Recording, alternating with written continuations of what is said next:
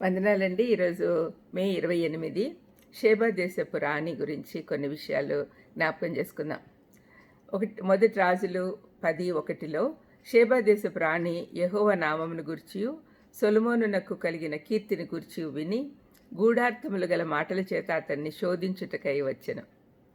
అన్ని దేశపు రాణి అయిన ఆమె ఎన్నో వేల మైళ్ళ దూరం ప్రయాణం చేసి తూర్పు దేశస్థుల జ్ఞానం కంటెను ఐగుప్తీయుల జ్ఞానం అంతటి కంటెను అధికమయ్యున్న సొలొమోనును దర్శించుటకై వచ్చెను.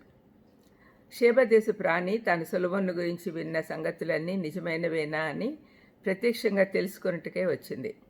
ఆ కాలంలో ఎవరి జ్ఞానమైనా పరీక్షించాల్సి వస్తే పొడుపు కథలు సామెతలు చెప్పి ప్రశ్నించేవారు. ఈ రాణి అలాంటివేమైనా ఉపయోగించి సొలొమోనును ప్రశ్నించి ఉండొచ్చు. అతని జ్ఞానము అతని సంపదలను స్వయంగా చూసిన ఆమె ఆశ్చర్యంతో విస్మయం పొందింది. అప్పటి నుండి ఆమె పోటీదారిగా కాకుండా అతన్ని పొగిడేదానిగా మారిపోయింది. ప్రపంచవ్యాప్తంగా ఉన్న అనేక దేశ రాజులు అధిపతులు వచ్చి ఇలాంటి అనుభవాన్ని పొందారు. ఒక మానవుని జ్ఞానమును అందరూ గుర్తించి అభినందించారు, కానీ జ్ఞానము వివేచనలకు మూలమైన యేసుక్రీస్తు ప్రభువును తన సొంత జనాంగమే తృణీకరించారు. ఆయన గొప్పతనంను గుర్తించలేకపోయారు కాబట్టి దేవుని ఉగ్రతకు పాత్రలవుతారు. షేబ దేశపు రాణి రాకడ సమయంలో ఏం జరిగిందో మనం ఏమి నేర్చుకోవాలనో మనం చూద్దాం. మొదటిదిగా షేబ దేశపు రాణి తెచ్చిన వస్తువులేంటి?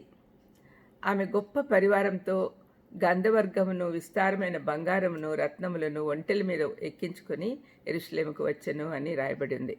అవి రాజు కోసమే తెచ్చింది. మత్తయి 26:10 ఒక స్త్రీ మిక్కిలి విలువగల అత్తరుబుడ్డి తీసుకొని ఆయన్ని అభిషేకించినప్పుడు ఆయన శిష్యులు కోప్పడ్డారు.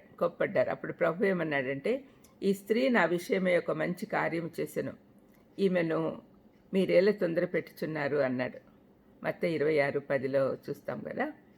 మనం ఎంత మాత్రం దేవుణ్ణి ఆరాధిస్తున్నామో మనల్ని మనం ప్రశ్నించుకోవాలి. రెండవది, ఆమె ఏమి అడిగిందో చూడండి.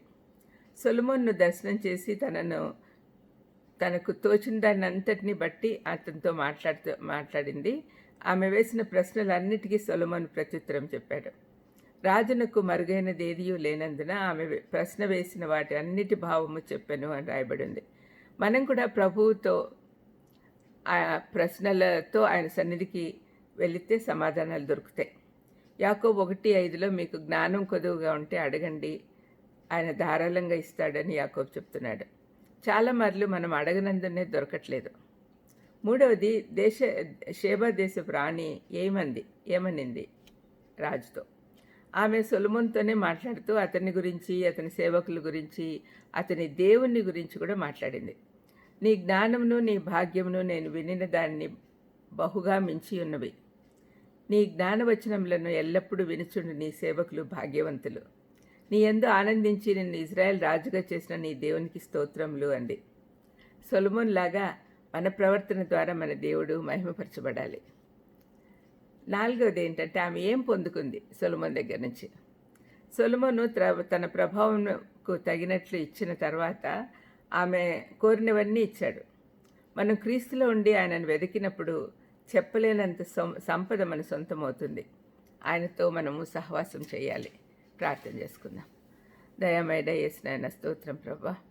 షేబరాణి ఏ విధంగా సొలొమోను జ్ఞానమును గురించి విని అతన్ని దర్శించడానికి వచ్చిందో అదేవిధంగా తండ్రి, మేము మిమ్మల్ని కలిగి ఉన్నామనే నిశ్చయితతో మిమ్మల్ని వెతికే పని అవసరం లేదు, మీరు మాతోనే ఉన్నారనే సంగతి మేము తెలుసుకొని మీ నుంచి జ్ఞానం పొందేది నేర్పించమని యేసుక్రీస్తు నామమున వేడుకొంచున్నాను తండ్రి.